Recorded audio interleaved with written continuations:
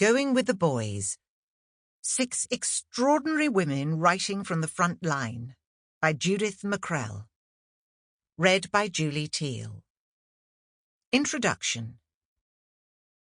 When Virginia Cowles flew into Berlin on the 31st of August 1939, she knew that this assignment could be one of the most hazardous of her career.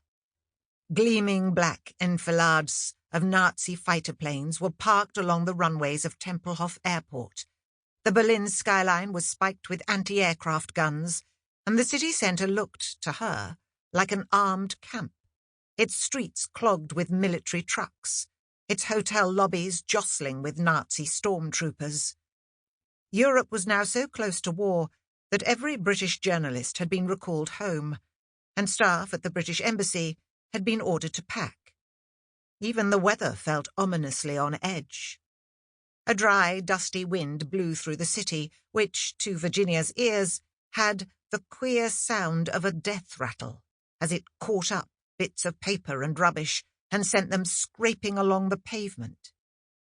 Yet Virginia, an American correspondent for the Sunday Times, was determined to remain in the city long enough to scoop what would probably be her paper's final report before Germany became enemy territory. Ambitious, inquisitive, willful, and not a little ruthless, she'd always had faith in her ability to survive. It was stubborn self-belief that had lifted her first out of the ghetto of New York society columns and had subsequently taken her to Italy to interview Mussolini on the launch of his invasion of Abyssinia, and then to Spain, where she became one of a tiny minority to cover the civil war from both sides. Yet, if Virginia appeared fearless in the advancement of her career, the most powerful weapon in her armoury was charm.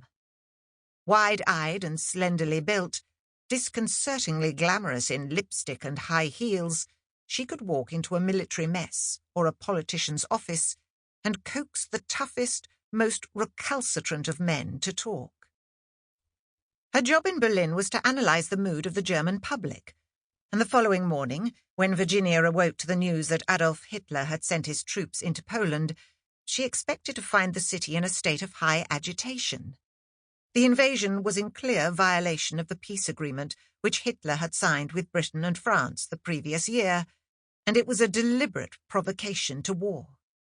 Most of the ordinary Berliners to whom Virginia spoke that day, however, seemed unaware of the crisis they faced. The reception clerk at her hotel had been incredulous when she suggested that his country might soon be in conflict with half of Europe. "Poland is Germany's affair," he'd protested. "What's it got to do with anyone else?" But Dr. Böhmer, the chief of foreign press in Berlin, had burst into tears when he'd heard the morning's news. "Nothing can save the situation now," he'd lamented. "The whole world will soon be involved."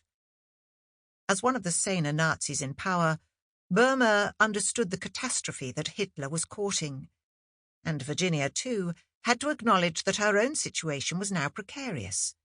It might be only a matter of hours before Britain and its allies responded to the gauntlet Hitler had thrown down, and once they did, it might take her weeks, even months, to find her way home. In fact, she was safely back in London in time to file her report for the next day's paper.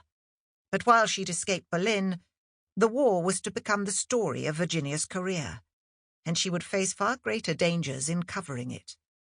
She would report on the Russian invasion of Finland, the blitzing of London, the occupation of France. And she would get deeper into the desert war in Tunisia than any other correspondent. At first, newspaper editors would try to make Virginia a part of the stories she filed, an attractive young woman who was willing to brave bullets and bombs, a former society girl who could muck in with the men in trenches. Female correspondence was still a novelty when the war started in 1939.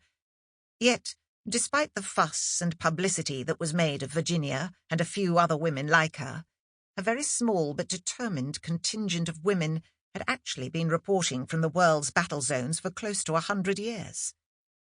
Jane Cazeneuve may have been Sample complete. Ready to continue?